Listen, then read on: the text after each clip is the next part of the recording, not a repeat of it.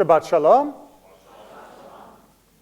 I'm still wearing my name tag because by wearing it, it allows me to use one of the most powerfully convincing sentences in all of the English idiom expressions.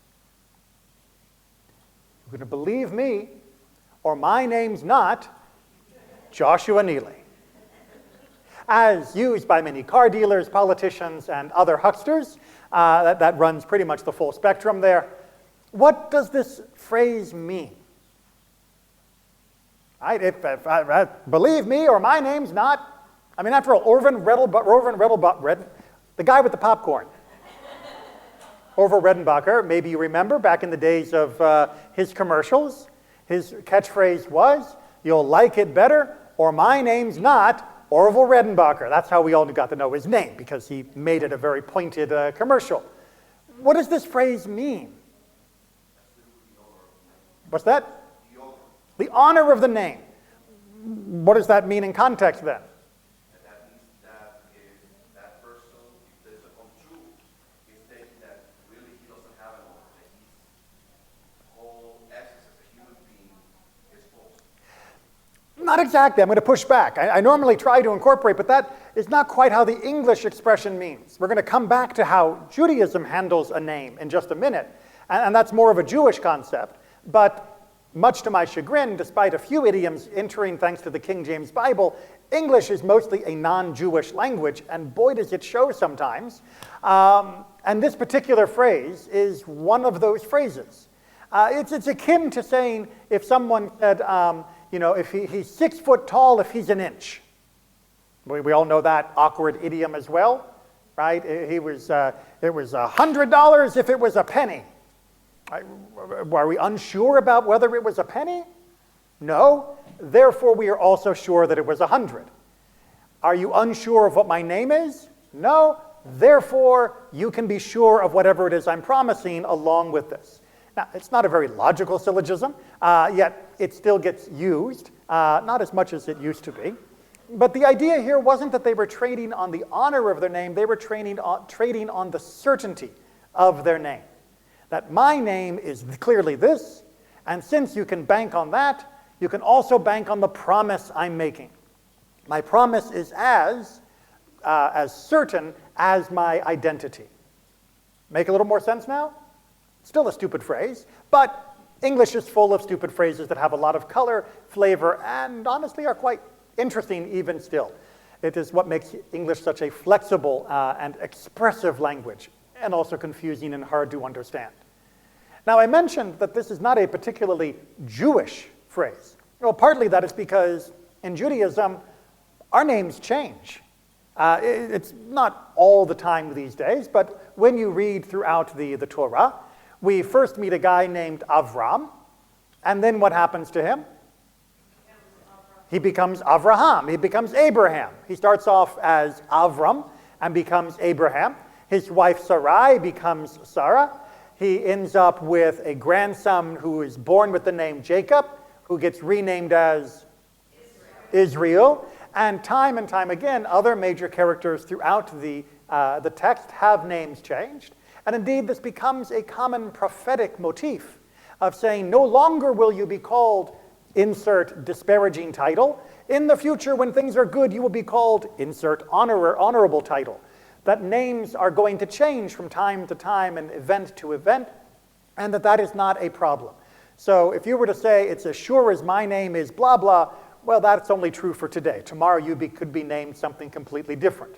We do keep this tradition alive a little bit in modern Jewish society. It is not uncommon for somebody undergoing extreme health difficulties to want to have a change of a name as a way of trying to help reinforce their connection to blessing or life, which is why often bracha or chayim will be added as an additional name for them.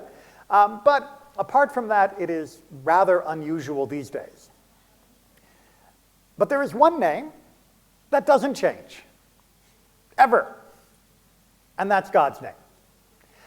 And that's because God's name is different than all the other names. Well, yes and no. God has many different appellations.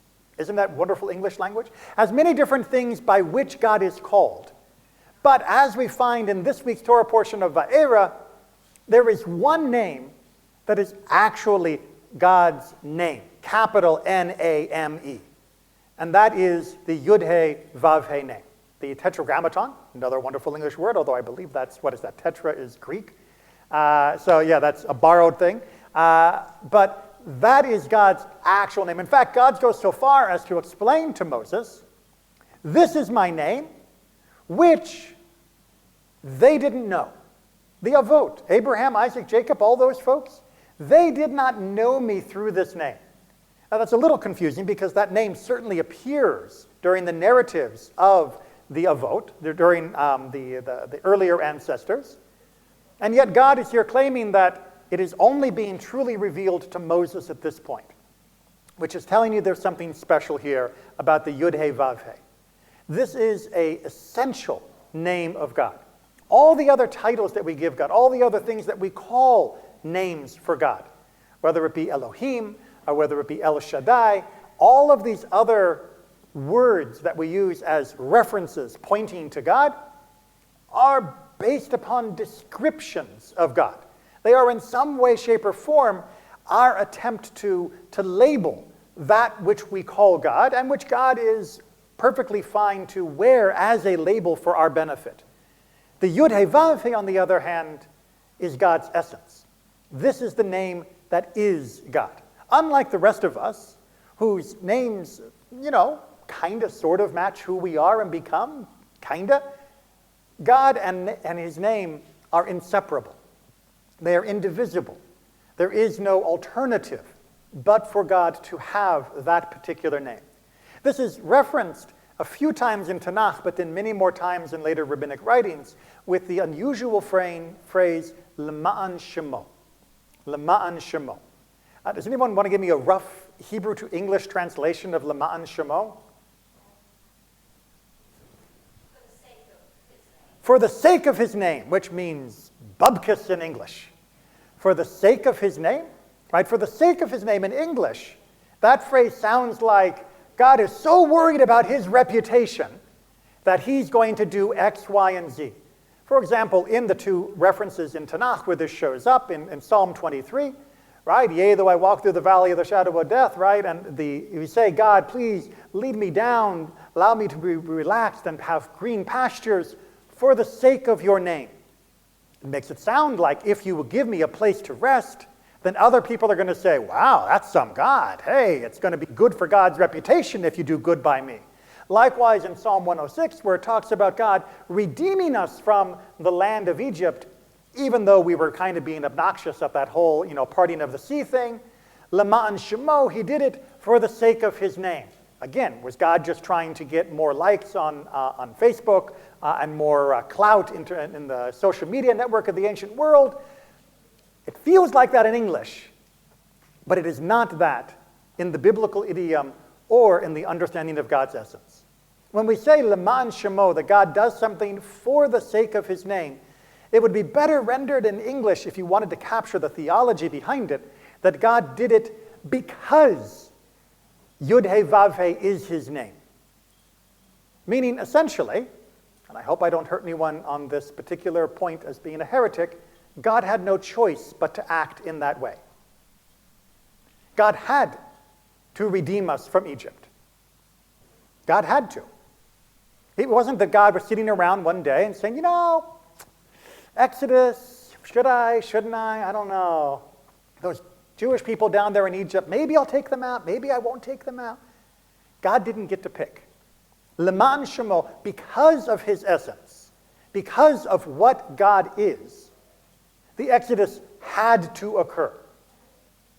Now, we got to give a little bit of influence on the shape of it, hence our rebelliousness, but that there would be an Exodus was inevitable given God's nature. See, God's nature is to bring humanity from a point of oppression to redemption.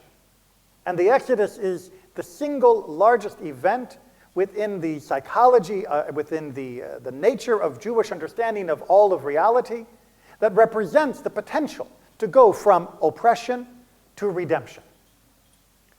God could not but redeem the nation at that point. Lema'an Shemo, because his name is Yud He Vav He, because his name is the essence of himself, and because the world was created out of that influence of essence, redemption was inevitable. Now, what does that mean? It means there will be redemption, or God's name isn't Adonai. When God makes that promise, it actually works much more powerfully than Orville Redenbacher. When God makes the promise of redemption, not just the redemption of our ancestors from Egypt, but the redemption of this world right now, and of our descendants that will come after us, we know that that promise is good. We know that promise is true. We know that promise is unavoidable. God cannot but help the world come towards redemption. Now, for me, whenever I am looking at the world and thinking that the idea of redemption is optimistic, to say the least, utopian, to get a little bit more bitter, or pointless, if I am feeling especially pessimistic, I remind myself, God is not sitting back wondering, weighing the options. Should the world be fully redeemed or should it not be fully redeemed? That has already been decided. Redemption will occur. The only thing that's left to decide is not redemption itself, which is bound up in God's name, which is immutable and non-transformable. The only thing that is left to decide is our experience along the path to be able to be there at the time of redemption. It is up to us to decide whether the redemption will come sooner or later. It is up to us to decide whether we will expend our energy pursuing redemption to make it come sooner, to accelerate it by improving the world to be Lema'an Shemo, in the image of God's name, or whether we will be relaxed, complacent, willing to allow the world to roll over us or roll over others, crushing them as Pharaoh crushed our ancestors. That is still undecided, because that is not God's essence. Those are our choices. But God believes in us. God gave us the option to make this happen, and God would not have set us on the path if he did not know what the destination would be. How long it takes to get there, exactly what the journey looks like, and how it feels to us, that is still a mystery. But that we can reach that destination, that redemption will come, that is as certain as God's name. Shabbat Shalom.